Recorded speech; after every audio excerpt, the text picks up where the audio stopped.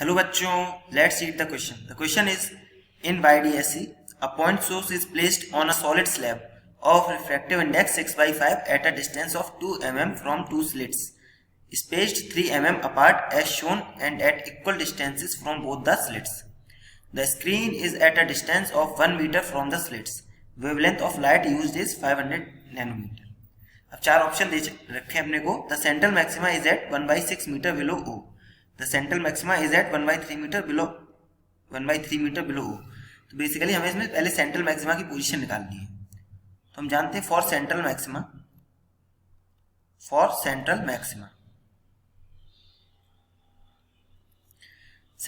पे क्या होगा, डेल्टा एक्स टोटल जो होगा, delta x total is equals to 0.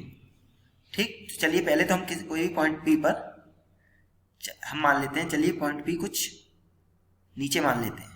अगर वो ऊपर भी होगा तो वो माइनस आ जाएगा. हम नीचे मान लेते हैं कुछ पॉइंट पी, डिस्टेंस y नीचे. कितना डिस्टेंस y. यहाँ पर सेंट्रल मैक्सिमा बन रहा है. तो यहाँ पर डेल्टा एक्स टोटल क्या हो जाएगा, एक तो होगा इस ग्लास स्लैब की वजह से. ये कितना हो जाएगा ग्लास स्लैब की वजह से, लिख लेते हैं एक बार. डेल्टा एक्स ग्लास स्लैब, ये हो जाएगा अपने पास μ-1 इंटू SS2. ये जो SS2, ये यहां से यहां तक का distance, μ-1 into this distance SS2. और फिर उसके बाद ये पाथ डिफरेंस क्या हो जाएगा, इस एयर में क्या हो जाएगा पाथ डिफरेंस,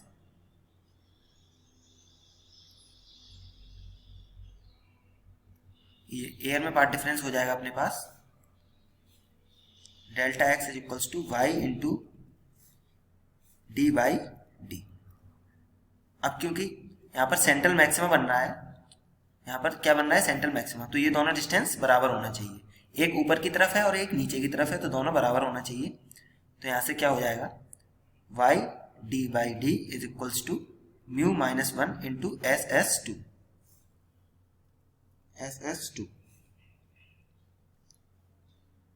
यहाँ से क्या दिख रहा है हम लोगों को, अपन को ये दिख रहा है कि y इक्वल्स टू क्या हो जाएगा SS2 into μ-1 capital D by D.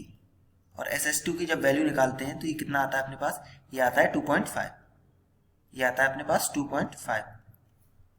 ये 1.5 हो जाएगा और ये हो जाएगा 2.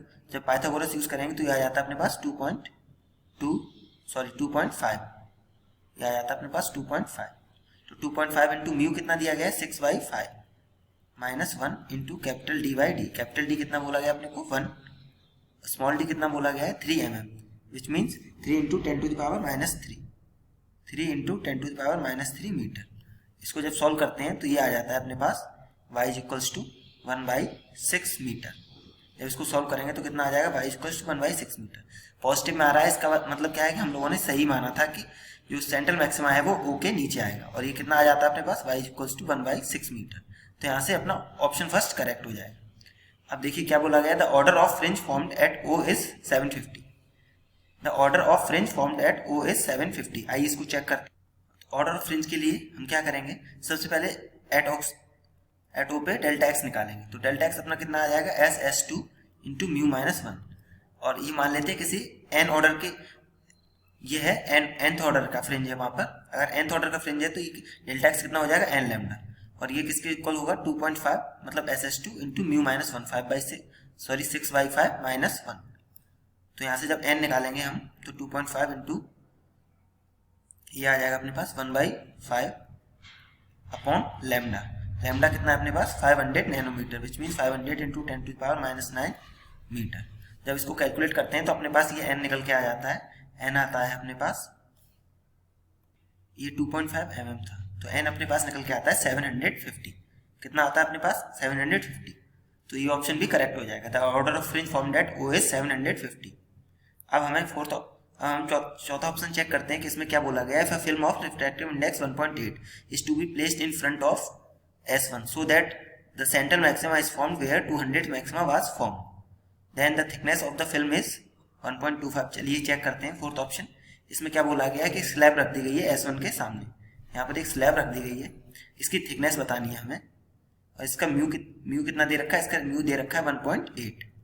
और क्या बोला गया है कि जो अब सेंट्रल मैक्सिमा जो बन रहा है वो कहाँ पर बनना चाहिए, 200 मैक्सिमम विच मीन्स कितना डिस्टेंस होगा 200 मैक्सिमा का, 200 लैम्डा, और ये किसके इक्वल होना चाहिए, ये इक्वल होना चाहिए पार्ट डिफरेंस के। पार्ट डिफरेंस अपना कितना आ रहा है, पार्ट डिफरेंस हो जाएगा अपना टी क्या है, थिकनेस मानते हैं हम लोग, कुछ टी मान लेते हैं स्लैब की जो निकालनी है, into mu dash -1। Mu dash क्या है, इसका ये रिफ्रैक्टिव इंडेक्स, जो नई स्लैब हम लोगों ने रखी है इसका रिफ्रैक्टिव इंडेक्स। तो यहाँ से जब टी कैलकुलेट करते हैं ये आ जाता है अपने पास 200 इंटू लैम्डा कितना, 500 इंटू 10⁻⁹ मीटर अपॉन, ये म्यू आ जाता है अपने पास 1.18 दे रखा है क्वेश्चन में, -1। तो जब इसको सॉल्व करते हैं तो ये आ जाता है अपने पास t इक्वल्स टू 1.25 mm। तो ये ऑप्शन भी अपना करेक्ट हो जाता है। So the correct option for this question is option first, the central maxima is at 1/6 metre below O।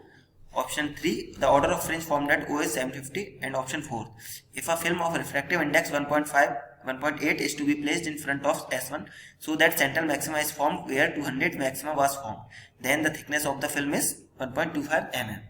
Hope you understood it well. All the best. Thank you.